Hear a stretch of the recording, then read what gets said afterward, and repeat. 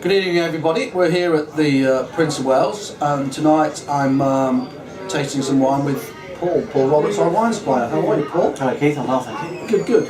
So we're going to taste a few wines tonight. We're going to start off with one or two whites. So what we got first then, Paul? The first wine we're going to try today is a Côte de Gascogne from France, the southwest of France. Cuvée Jean Paul, 2010 vintage.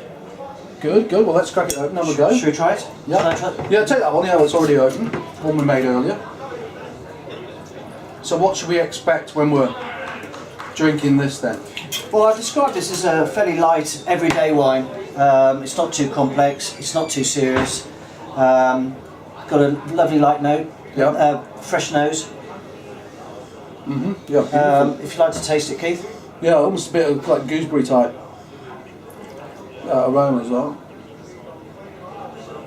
To me, this is immediately appealing as a lovely, fresh lovely, isn't it? summer wine. There's beautiful acidity, zingy, light. A little bit of green apple, maybe a little green bit of citrus fruit. But it's really refreshing. It's light. It's only 12% alcohol.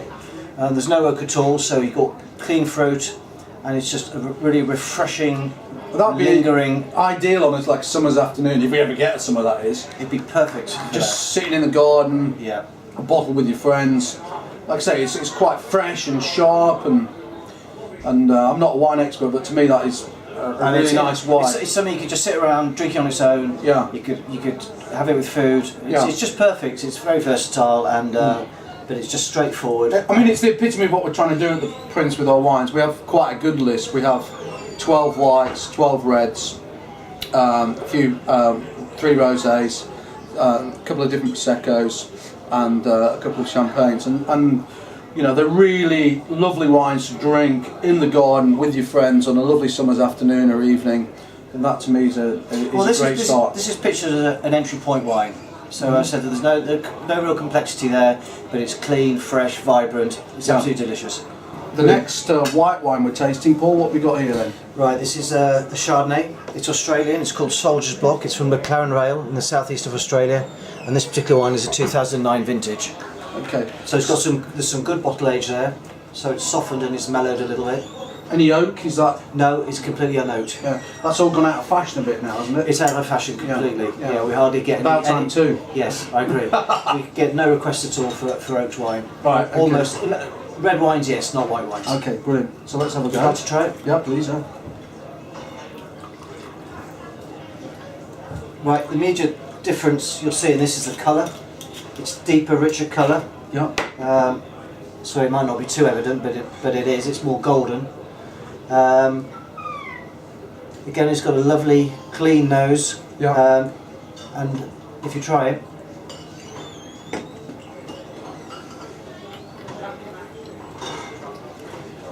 immediately it's rich. It's rounded on the palate. It's got a nice long finish. There's lovely acidity there as well. So it's a nice, clean wine. It's not cloyy or oak, as I said. But it's got nice, vibrant tropical fruit flavours. And again, it's a perfect drink, either on its own or with food. A lovely example. That's brilliant. That's nice. I mean, I'm not personally a white wine fan. I much prefer my red wines when I'm drinking wine. But that is very nice. Well, I'm not a Chardonnay fan, but the big thing about this, it doesn't taste too much like Chardonnay in the fact that it is unoaked. Yeah. You know, there's a little touch of creamy texture there on the finish. Yeah. It's rounded, and it's just a really pleasant, everyday, easy drinking wine. Good. Cheers. Now we're looking at our best-selling rosé wine. Paul, could you just introduce us to the bottle? Yep. This is it's a Zinfandel from California, and it's quite sweet. So dare I say it, it's popular with the girls. Yeah.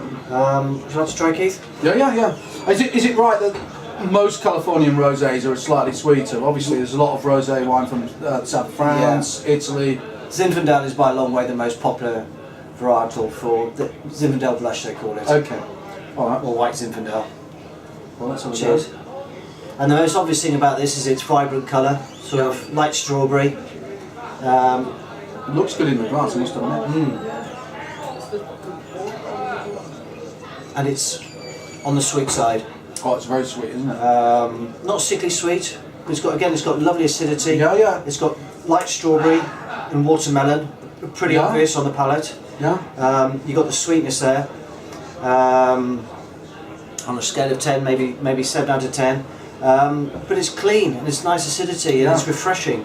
And again, it's a really nice drink, and I can understand why it's so popular. Yeah. Again, I'm not a big rosé fan, No, but I'd really love that like spritzed as a long drink. I mean, that'd be really nice, spritzed with a bit of soda or something.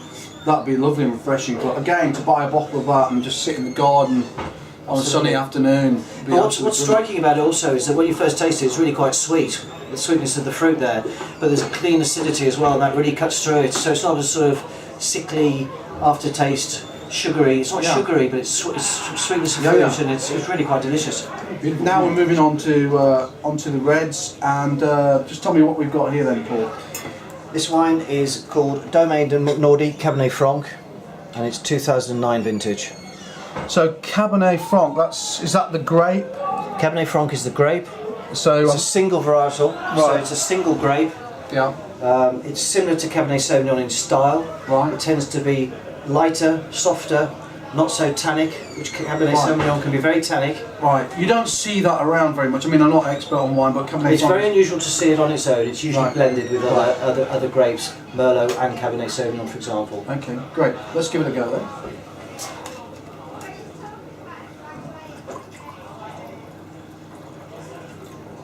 So what should we expect from this? You would expect the wine, it's quite full, quite rich.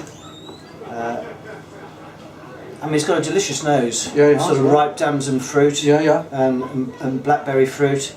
And I think for me, nice colour, nice deep colour. Absolutely, it's a beautiful, rich colour. It's apparent to me as soon as you try this, this is why it's one of your, if not your best-selling red wine. I mean, if you try it, Keith.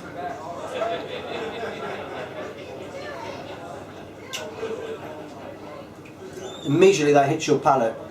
It's round, it's fantastically rich. It's not overly long on the palate. There's no hard tannins there. There's no hard edges to it. It's a very, very quaffable wine. Again, you could sit around all day long if red wine's your bag and drink this. You could also eat it with food. It suggests barbecue food on the back label. I think that sort of doesn't really do it justice. I think it's a far better wine than that. One thing that strikes me is there's enough in there for it to go well with cigars. Actually, not all wines go well with cigars, but something seems like this one might do. But that's soft. It's rich. It's rounded. It's elegant wine. It's absolutely delicious. Good. Now we're going to taste our last red wine for the evening. So what we got, Paul? Talk me through this one. Right, this one's called Snake Creek. It's a Cabernet Sauvignon. It's from Southeast Australia, and it's 2009 vintage. Right, let's crack it open and have a taste.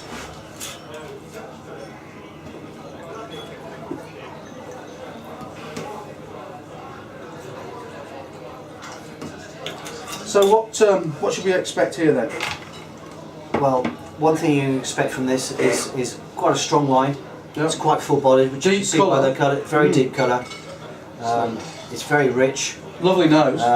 It's fairly full-bodied, and it's high in alcohol. It's 14.5%. So you get that from really ripe fruit. Yeah.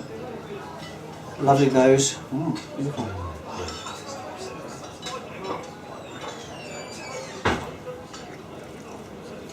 Immediately on the palate, as with the previous red wine, beautiful richness.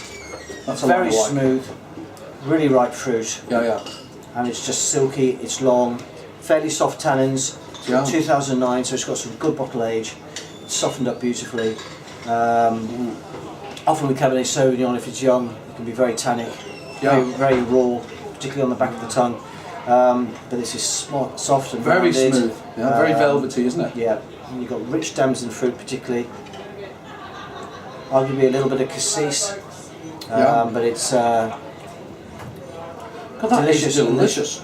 Yeah. And again, another perfect thing about this wine, which sells so well here, is because you can drink it on its own, but it's perfect with food as well. Well, that's my favourite so far. Paul. Cheers. Thank you, Keith.